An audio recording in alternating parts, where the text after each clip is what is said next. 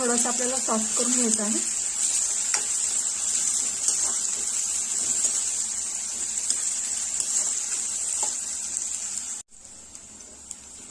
तो टोमॅटो देखील इथे छान असं सॉफ्ट झालेला आहे, तुम्ही बघू शकता इथे. त्यामध्ये आपण घालणार आहोत मिरची पावडर. तिखटाचं प्रमाण देखील तुमच्या आवडीनुसार कमी अधिक ठेवायचं आहे. हळद, गरम मसाला, मीठ, अगदी थोडीशी कोथिंबीर. सो हे मसाले तेलात व्यवस्थित असे परतून घ्यायचे आहे.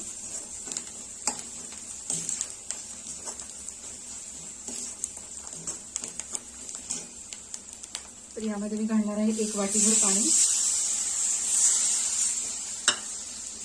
पाण्याला छान उकळी आल्यानंतर आपण इथे शेंगदाण्याचं कूट यामध्ये ऍड करणार आहोत.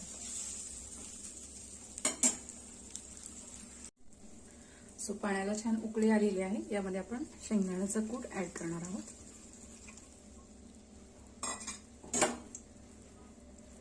व्यवस्थित असं मिक्स करून घ्यायचे.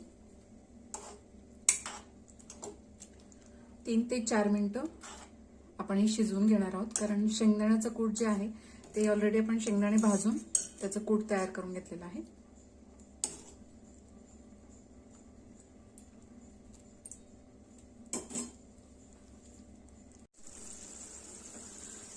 तर साधारण 3 ते 4 मिनिटं झालेली आहेत. तुम्ही बघू शकता इथे भाजीला मस्त असं तेल सुटलेलं आहे.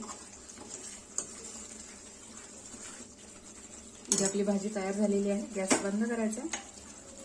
अगदी थोडीशी कोथिंबीर यावर मी घालणार आहे. सो अशा पद्धतीने मस्त चमचमीत आणि झणझणीत अशी ही आपली शेंगा भाजी इथे तयार झालेली आहे. तुम्ही कशासोबतही